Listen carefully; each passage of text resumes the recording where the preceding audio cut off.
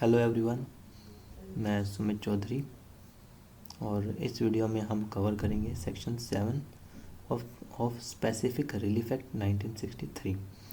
इससे पिछले वीडियो में हमने सेक्शन 5 और 6 कवर करा था जो कि इमूवेबल प्रॉपर्टी से रिलेटेड थे। इस वीडियो में हम कवर करेंगे section 7।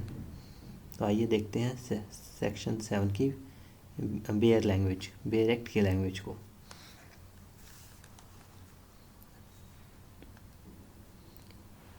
Section 7 recovery of specific movable property. आप लोगों को याद हो, हमने सेक्शन 5 और 6 में कवर करा था, इमूवेबल प्रॉपर्टी से रिलेटेड थे सेक्शन 5 और 6। सेक्शन 7 किससे रिलेटेड है? मूवेबल प्रॉपर्टी से। ठीक है, recovery of specific movable property. Movable property की रिकवरी कैसे होगी? सेक्शन 7 इस बारे में बताता है। A person entitled to the possession of specific movable property may recover it in a manner provided by the Code of Civil Procedure 1908। क्या कहता है सेक्शन 7? सेक्शन 7 कह रहा है कि एक पर्सन जो कि इंटाइटल्ड किस चीज़ के लिए इंटाइटल्ड है? टू द पोजेशन के लिए इंटाइटल्ड है। किस चीज़ की पोजीशन के लिए? मूवेबल प्रॉपर्टी की पोजीशन के लिए इंटाइटल्ड है। और that movable property should be क्या होना चाहिए? स्पेसिफिक होनी चाहिए। स्पेसिफिक मीन्स डिटर्मिनेबल होनी चाहिए, जिसको आइडेंटिफाई करा जा सके। ऐसी प्रॉपर्टी को कैसे रिकवर करा जाएगा? In the manner provided by the code of civil procedure. ठीक है, ऐसी प्रॉपर्टी को कैसे रिकवर करेंगे? मूवेबल प्रॉपर्टी को as per the code of civil procedure.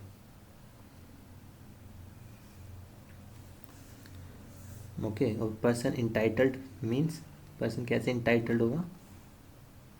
Bye the ownership. ठीक है, person can be entitled by the ownership और पोजेसरी टाइटल। अब एक्सप्लेनेशन देखते हैं। एक्सप्लेनेशन वन कहती है a trustee may sue under this section means under section 7। Under section 7 कौन sue कर सकता है? A trustee. ठीक है, for the possession of movable property की पोजेशन के लिए,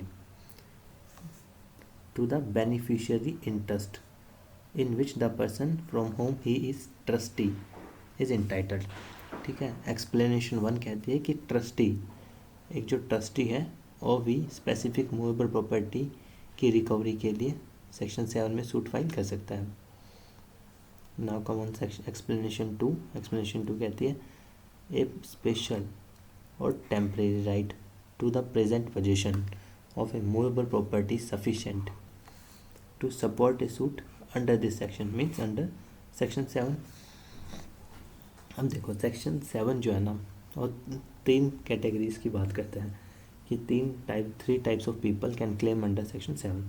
कौन कौन सी कैटेगरी है? फर्स्ट है ओनर। ठीक है, बिकॉज ओनर क्या है? पर्सन इंटाइटल्ड है, the owner can claim under section 7।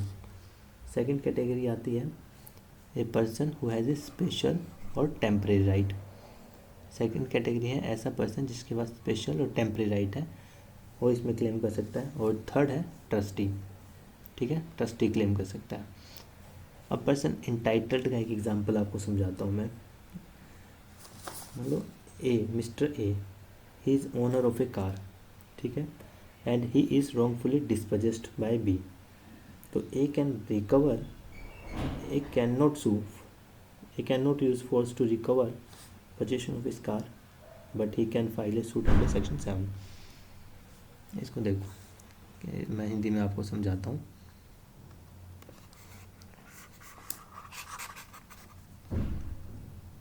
ये पर्सन है, ठीक है, he is owner of this car.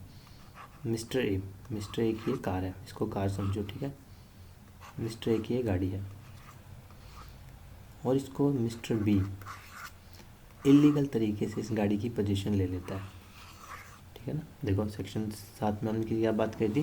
Specific movable property की बात कर रहे हैं हमने, इसलिए हमने मूवेबल प्रॉपर्टी का एग्जांपल लिया, गाड़ी का एग्जांपल लिया। इसका ओनर कौन है? ए इस कार का ओनर है। ठीक है, लेकिन बी क्या करता है? बी ए को डिस्पोजेस कर देता है ए से, इसकी कार से, और ये कार की पोजीशन ले लेता है, तब ये कोई इलीगल तरीके से कार की रिकवरी नहीं करेगा, जो इसका ऑनर है फोर्सफुली तरीके से नहीं करेगा। तो क्या करेगा, मिस्टर ए है और सेक्शन 7 में सूट फाइल कर सकता है। ऑन किस ग्राउंड पे, on the ground that he is a person who is entitled of the possession of his car. ठीक है, on this ground he can claim his car. Trust के case में trustee भी सेक्शन 7 में suit file कर सकता है। Explanation 2 के अकॉर्डिंग समझो आप स्पेशल और टेम्परेरी राइट क्या होता है, ये पढ़ो। ठीक है, ए पर्सन, इसको मैं इंग्लिश में समझा रहा हूँ, समझना। A person may not be the owner of a movable property but may have temporary or special right independent of ownership by virtue of being trustee, bailee or pawnee. Like किसी ने अपनी property जो है mortgage कर दी bank में, तो bank के पास क्या होगा, मान लो ये ए है, मान लो मिस्टर ए है। ठीक है, मिस्टर ए ने अपनी प्रॉपर्टी बैंक में गिरवी रख दी, अपनी प्रॉपर्टी के ऊपर लोन ले लिया। ये बैंक ICICI बैंक है, इसने अपनी property they the. Mister A ने अपनी प्रॉपर्टी मॉर्गेज करी का, प्रॉपर्टी पे लोन ले लिया। ठीक है, 10 लाख का, और इसने सिक्योरिटी तौर पे अपनी प्रॉपर्टी ICICI बैंक में रख दी। तो ICICI बैंक इस प्रॉपर्टी की रिकवरी के लिए क्लेम कर सकता है अंडर सेक्शन 7। किस बिहाफ पे, क्योंकि ICICI बैंक के पास क्या है, स्पेशल और टेम्परेरी राइट है। ठीक है, ICICI बैंक ओनर ने इस प्रॉपर्टी का, लेकिन इसके पास स्पेशल और टेम्परेरी राइट है, तो हम इस बेस पे हम प्रॉपर्टी रिकवर कर सकता है ए से अगेंस्ट ओनर। तो सेक्शन 7 में क्या है, सेक्शन 7 में property can be claimed even against the owner. ठीक है, कब आप ओनर के अगेंस्ट क्लेम कर सकते हो, जब आपके पास स्पेशल और टेम्परेरी राइट है। आई होप आपको सेक्शन 7 क्लियर हुआ होगा। अगर आपको इसमें फर्दर और क्लैरिफिकेशन चाहिए या और कोई डाउट है तो आप प्लीज़ कमेंट में कमेंट लिख दें, मैं ज़रूर आपका रिप्लाई करूँगा कमेंट में, और if possible I will made a another video. लेकिन मुझे लगता नहीं कि कोई डाउट रहा होगा। Thank you.